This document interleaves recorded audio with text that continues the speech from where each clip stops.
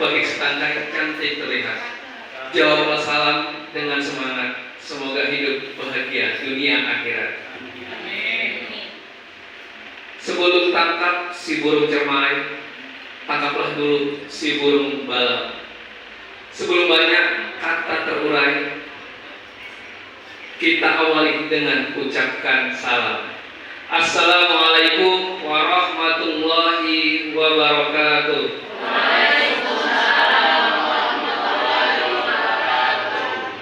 Selamat pagi dan salam sejahtera untuk kita semua. Salam dan bahagia untuk Bapak Ibu guru hebat, Bapak Kepala, Ibu Kepala Sekolah hebat di SMA sekitar Sunggal Hamparan Perak yang telah hadir dengan lengkap pada pagi hari ini dalam kegiatan IN2 Talkshow yang kita beri nama dengan nama Ngobrol dan Belajar, yang insya Allah hari ini akan memberikan banyak manfaat untuk kita semua. Baiklah Bapak Ibu, sebagai mukadimah dengan pantun tanda hormat saya sampaikan kepada Bapak Ibu Kepala Sekolah, khususnya dari tuan rumah Lopus SMA Negeri 1 Sunggal. Salam hormat saya kepada Bapak Ibu Kepala Sekolah yang telah hadir kemari untuk melihat, mendampingi para guru-guru hebat sekolahnya. Puji dan syukur berlah kita panjatkan kehadirat Allah Subhanahu wa taala atas berkat rahmat-Nya, ridho-Nya, sehingga pada hari ini kita berkumpul di salah satu ruangan SMA Negeri 1 Sunggal. Semoga acara ini berjalan dengan lancar sesuai dengan kita harapkan. Amin ya rabbal alamin. Baiklah Bapak Ibu, kata tadi dari saya sudah saya ucapkan. Salam hormat. Lanjutkan pada acara yang berikutnya, terus membuka acara talkshow pada pagi hari ini, yang sebelumnya nanti akan dilanjutkan oleh Ibu moderator kita yang akan berbincang menarik tentang pembelajaran mendalam. Saya mohonkan kepada Bapak Ibu atau kepala sekolah dari SMA 1 Sunggal untuk membuka kegiatan talkshow pada pagi hari ini. Pada Ibu atau Bapak yang mewakili, dipersilakan.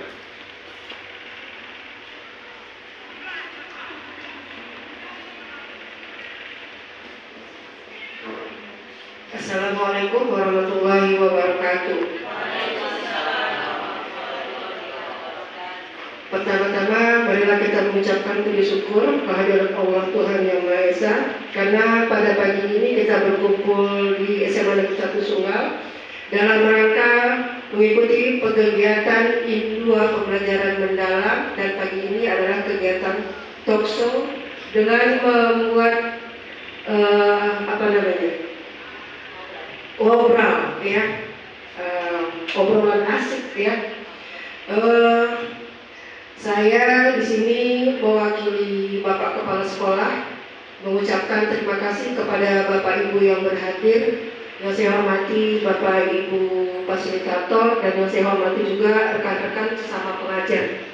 Ya, jadi kita di sini hari ini berkumpul ya atas izin Allah tentunya untuk menimba ilmu yang lebih dalam lagi mengenai pembelajaran yang mendalam yang bisa nanti kita terapkan kepada peserta didik kita.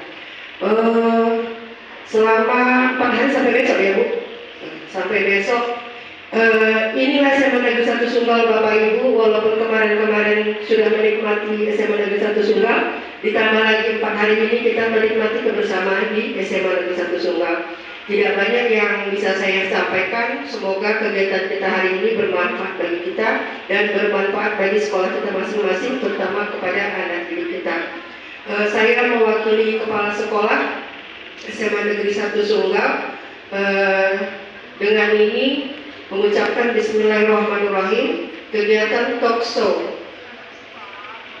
pelatihan pembelajaran mendalam Ngobras dibuka secara resmi. Bismillahirrahmanirrahim.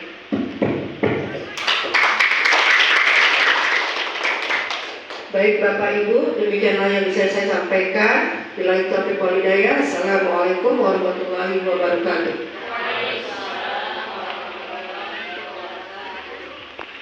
Luar biasa Bapak Ibu, beri tepuk tangan yang meriah sekali lagi Bapak Ibu.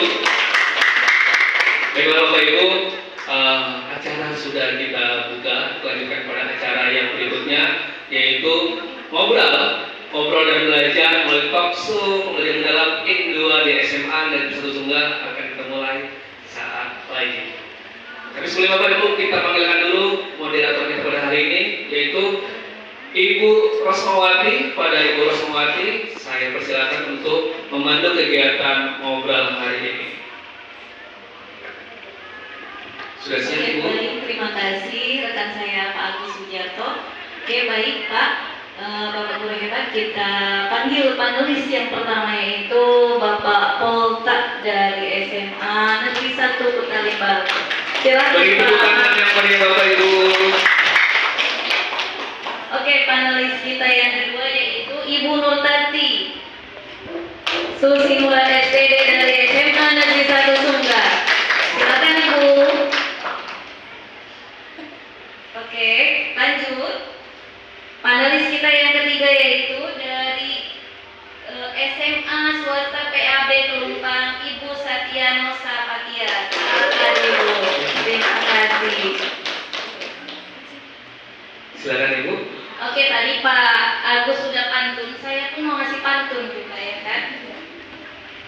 Pergi ke pasar membeli kurma. Jangan lupa beli buah manggis. Selamat datang hadirin semua. Senyum ceria, jangan stakis. Ibu,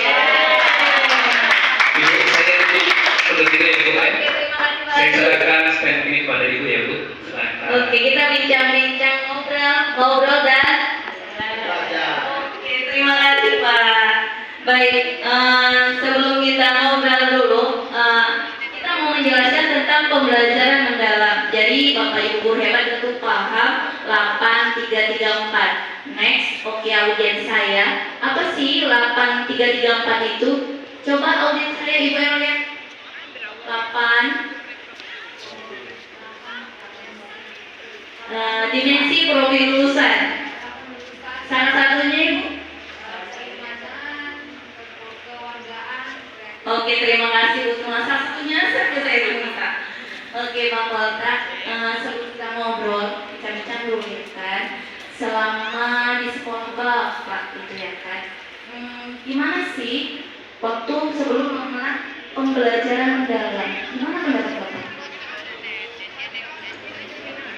Di sekolah saya suatu aplikasinya pembelajaran mendalam itu sangat antusias dan saya juga cukup bersemangat karena harapan saya dengan pembelajaran mendalam ini ada perubahan baik dari diri saya sendiri maupun sekolah, terutama kepada anak didik yang di sekolah saya. Mudah-mudahan itu bisa membawa perubahan yang lebih nyata meskipun ada tantangan-tantangannya. Mudah-mudahan tantangan-tantangan itu semakin menumbuhkan semangat motivasi untuk membawa perubahan yang lebih lagi. Oke, terima kasih Pak. Gimana menurut pendapat Bu Tati?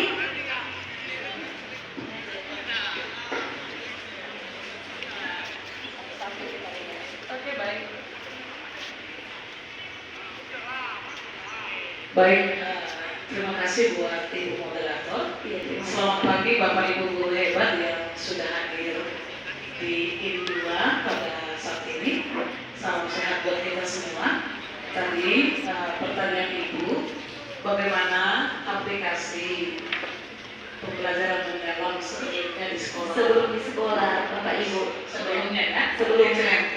Jadi pada dasarnya Ibu, pembelajaran mendalam ini sebenarnya sudah kita kerjakan, sudah kita lakukan di sekolah. Tetapi dengan adanya ilmu baru ini, semakin kita pahami dan semakin bisa kita membuatnya lebih baik lagi. Di mana kita pahami kalau dalam sebuah pembelajaran itu tentunya kan memiliki yang namanya profil dimensi lulusan tentu ya. Kemudian harus ada yang namanya prinsip-prinsip dalam pembelajaran. Kemudian juga ada juga yang harus kita lakukan seperti kerangka pembelajaran dan lain-lain. Jadi pada dasarnya Ibu, itu sudah kita kerjakan. Tetapi dengan kita belajar, dengan kita mengikuti yang namanya pelatihan ini, kita semakin mantap, semakin yakin bahwa yang kita lakukan itu sudah baik dan Dengan adanya ilmu-ilmu baru, kita akan bisa melakukannya lebih baik lagi. Itu saja mungkin yang bisa saya sampaikan. Oke, terima kasih Bu Tati. Berarti sebenarnya di sekolah kita sebelum pembelajaran mendalam itu udahnya dilakukan di kantor. Cuma kita ini apa sih namanya? Kayak BJBL gitu ya kan Bu, BBL, seperti itu. Iya. Sebenarnya udah, cuma apa sih kan gitu. Kayak macamnya dulu STEM ya kan, Bu, STEM, benar ya kan. Jadi semakin ada pakem, jadi karena ada pembelajaran mendalam ini bukan kurikulum, tapi sebenarnya pendekatan. Iya kan Bu. Oke. Jadi Gimana? PPL kita pembelajaran mendalam itu bukan kurikulum, hanya pendekatan pedagogis. Ya, pembelajaran mendalam itu sebenarnya bukan kurikulum karena hanya pendekatannya saja, di mana pendekatannya itu menekankan pemahaman siswa itu menyeluruh utuh, bukan menghafal saja. Sebenarnya bisa seperti yang dibilang Bu Tati tadi itu, jadi sebenarnya sudah banyak yang diterapkan di sekolah. Hanya saja mungkin selama ini kita kurang mengenal apa itu, tapi dengan belajar pembelajaran mendalam kita mengetahui oh itu rupanya pembelajaran mendalam. Jadi seperti itu, seperti yang kita disampaikan tadi, itu sudah kita laksanakan. Lanjut Ibu apa Setia ada pendapatnya? Iya, sebelumnya izin Bapak Ibu, benar kata Bu Tati tadi bilang bahwasanya di sekolah kita itu sudah melakukannya, cuma memang belum maksimal. Dan saya sendiri, Ibu, saya termasuk guru yang masih mengajar secara konvensional atau bahwasanya kita mengajar modern ceramah, asal tujuan pembelajaran tercapai, udah gitu aja. Ternyata setelah saya mengikuti pembelajaran mendalam ini, banyak poin-poin penting Bapak Ibu. Salah satunya menciptakan kelas yang nyaman. Selama ini saya mengajar cuma ya udah, nak kerjakan selesai kumpul. Ternyata Bapak Ibu membuat kelas nyaman itu sangat berimbas dan memberi efektif memberikan energi yang sangat positif. Terlebih lagi tidak teacher center, lebih ke berpusat pada peserta didiknya gitu. Jadi kita ini menjadi guru menuntut ya Bu ya, bukan menuntut gitu bahasanya. Jadi memfasilitasi Iya, sebagai betul. fasilitator juga untuk peserta didik. Oke, selanjutnya kesenjangan sosial apa sih yang selama ini dihadapi dalam pembelajaran? Coba dari Bu Satya dulu. Kesenjangan Sosial. sosial. Saya termasuk guru yang saat ini sebelumnya fix mindset, yang pikiran saya itu belum bertumbuh. Cuma semenjak saya belajar di sini, saya berpikir bahwasanya ketika kita mau datang aja, pikiran kita udah bertumbuh nih, apalagi kita nuntut ilmu. Nah, kemudian saya masih merasa kurangnya percaya diri melihat guru-guru, guru-guru ini dikasih pertanyaan langsung bisa jawab, kok saya harus mikir dulu ya, seperti itu. Jadi saya masih kekurangan di kepercayaan dirinya lah. Kira-kira Seperti itu. Minder ya kan Bu. Padahal Ibu, teman-teman saya terkhusus kepala sekolah percaya bahwasanya saya bisa. Padahal saya sendiri itu nggak percaya kalau saya bisa gitu. Padahal sebenarnya ada satu kata dari Bu Tati kemarin ya kan? Iya. Dimulai dari Diri satu langkah kecil. Iya, satu langkah kecil. Jadi jangan pernah dengarkan apa kata orang. Kalau kita selalu dengarkan apa kata orang, kita nggak bakal sukses. Jadi percaya sama diri sendiri. Kita harus upgrade diri kita dan update. Seperti itu kan Ibu? Iya benar Ibu. Apalagi saya pernah mendengar ada kata-kata bahwasanya jangan pernah takut jatuh, karena hanya orang-orang tidak pernah memanjat lah yang tidak akan pernah jatuh. Oke, keren sekali ya audiens. Kita bukan audiens semua. Kemudian juga jangan pernah takut gagal, karena hanya orang-orang tidak pernah berjuang lah yang tidak akan pernah merasa gagal. Oke. Bu Tati gimana? Udah Bu Tati ada mau ditambahkan atau kata-kata hari ini gitu? Baiklah, terima kasih Bapak Ibu. Jadi pada dasarnya Bapak Ibu, kalau di sekolah itu tentunya kita menemukan tadi Kesenjangan sosial. Iya benar. Jadi kita di sekolah itu memang memiliki kesenjangan sosial diantaranya.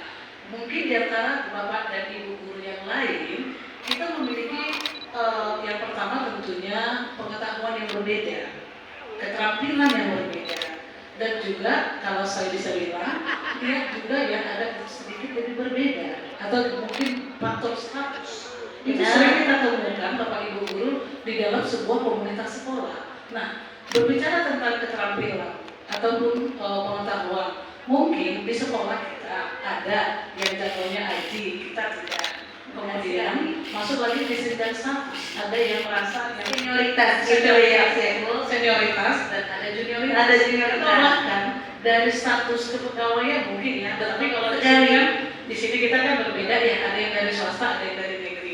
Kalau yang di negeri yang namanya PNS, yang namanya honor. Kalau yang di swasta GTT dan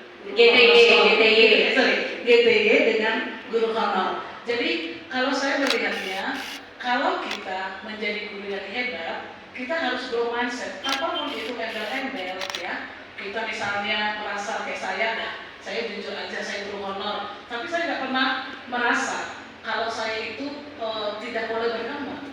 Jadi kita, Bapak Ibu guru, meskipun ada kesenjangan sosial yang menghalangi kita, membuat merasa kita seperti tadi, membuat merasa minder saya sendiri, atau bahkan juga kita kadang merasa tidak sama dengan yang senior, tapi kita kalau mau jadi guru profesional harus mulai dari diri. Katakan ke diri, saya bisa, saya pasti bisa. Meskipun kayak saya, Bukan tidak bisa.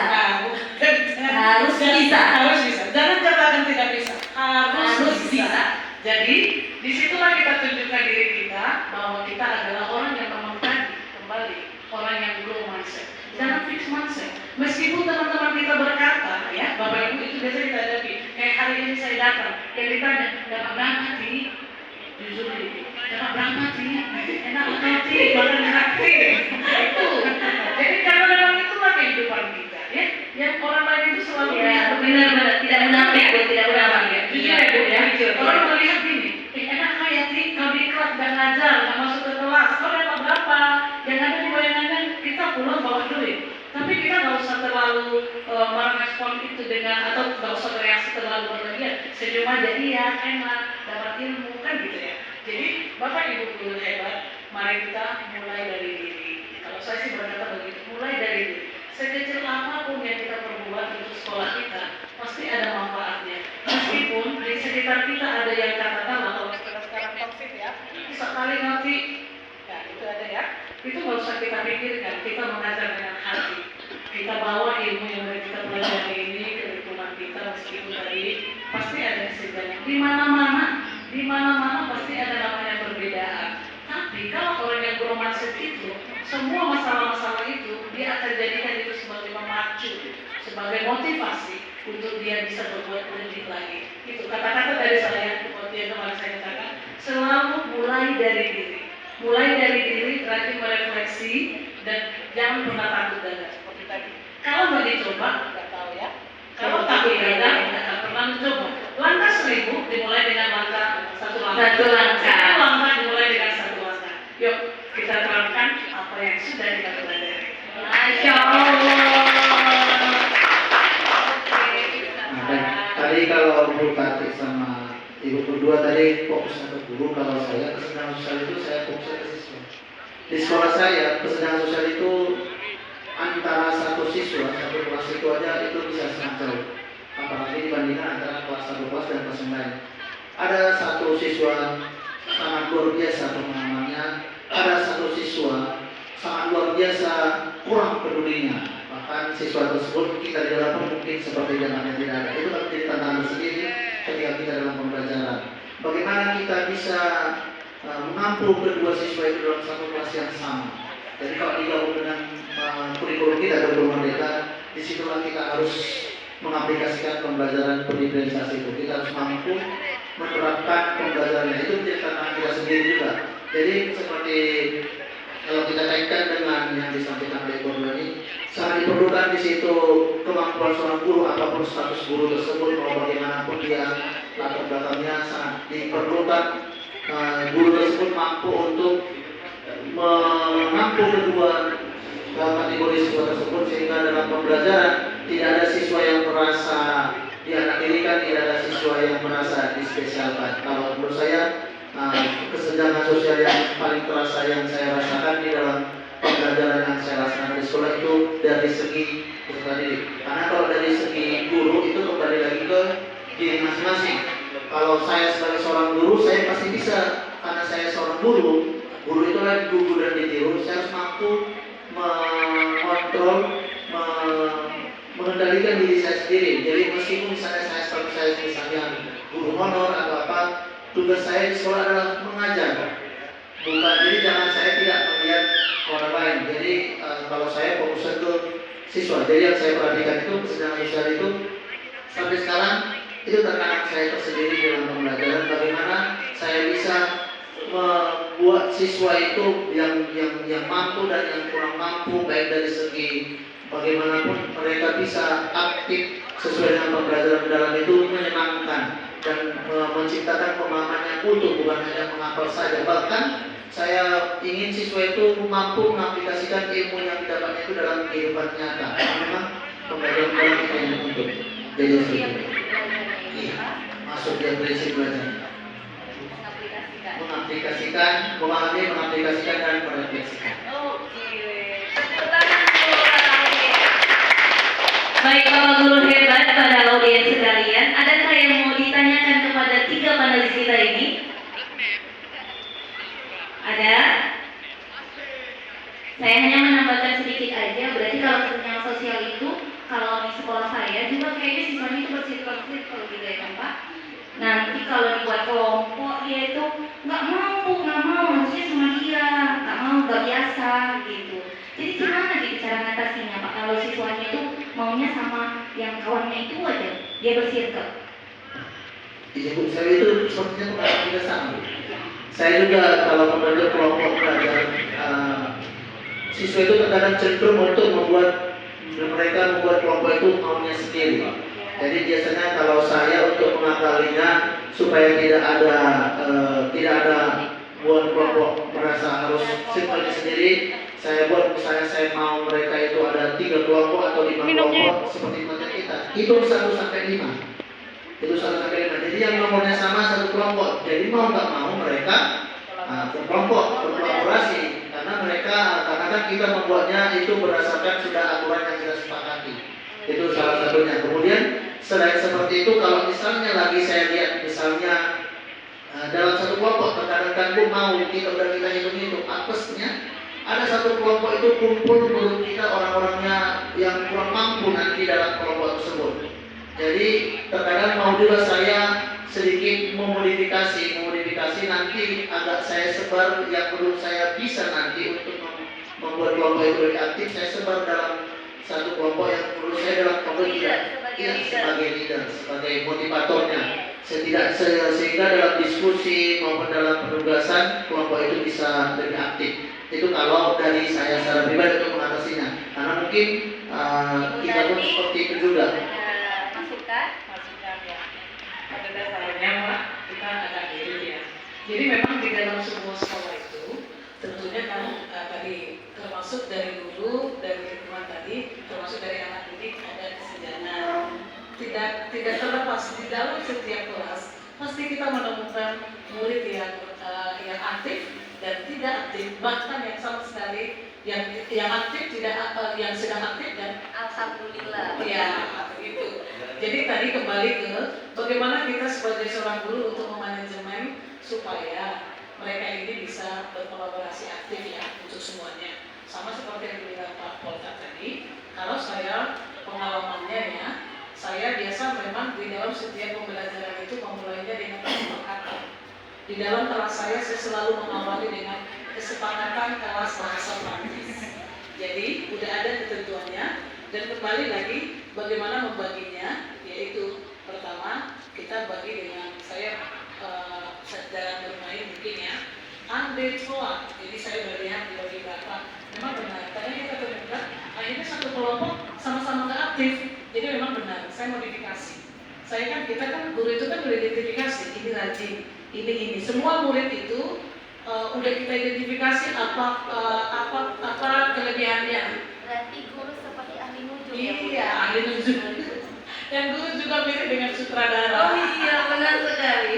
Dengan sutradara. Jadi tanpa disengaja atau tak disengaja macam bisa baca psikologi anak-anak.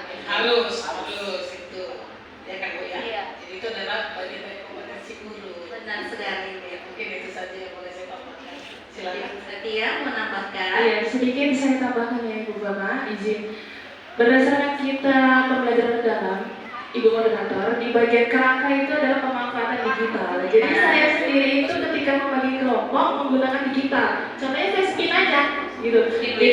Jadi mereka itu tidak ketemu sama bahasa kita gengnya gitu ya Bu. Kelompoknya gitu. Jadi mereka pun di samping pembelajaran memahami karakter temannya masing-masing. Apalagi saat persentase. Jadi mereka bisa memutuskan siapa nih yang lebih dominan. Jadi semuanya terbagi rata lah penggunaan digital tadi. Maka dari itu saya selalu bilang sama anak-anak, mari kita membiasakan yang benar, bukan membenarkan yang biasa. Maka dari Mantap ya, sekali. maka dari itu kita mulai Kata-kata hari ini ya, Iya. berarti ya. Maka dari itu Bapak Ibu, saya selalu bilang sama anak-anak, mari kita melakukan perubahan sekecil apapun itu untuk yang lebih positif dan lebih baik gitu. Oke, kalau pengalaman pribadi saya sendiri, kalau saya membagikan kelompok itu, saya buat nama binatang-binatang. Jadi saya potong gunting-gunting, misalnya ayam, anjing, monyet gitu kan. Jadi mereka hanya boleh memperagakan gitu. Jadi berkawan hanya boleh, misalnya ayam kukuruyuk gitu. Jadi ngumpul kalau ayam itu kukuruyuk, ngumpul ayam kukuruyuk. Kalau misalnya monyet, dia hanya memperagakan. Jadi dia memperagakan dia seperti apa. Kalau saya seperti itu. Jadi mereka itu tidak berkumpul sama teman circle-nya. Tapi kadang-kadang Ibu ada orang tua yang curhat. Ibu, anak saya, padahal udah berbeda. Anak saya kenapa digabungkan nama itu? Waktu kelas 10 dia nggak biasa. Jadi saya bilang, oh Ibu, itu hanya untuk materinya aja. Nanti materi berikutnya kelompoknya berbeda lagi. Jadi kalau pengalaman saya Ibu, bagaimana cara mengatasinya kalau ada orang tua yang curhat tadi gitu? Anak saya kok digabungkan sama dia sih gitu. Sama juga Bu, pernah juga seperti itu orang tua siswa kita mau melakukan seperti itu. Nah, kalau saya pengalaman saya Bu, kalau ada orang tua yang seperti itu, ya salah satunya yang seperti Bu katakan tadi, nanti Bu kelompoknya nanti materi berikutnya akan diganti. Dan saya buatkan Bu, kan terkadang kan orang tua kita mau dia Bu memaksakan karena anaknya anak saya nanti begini, anak saya nanti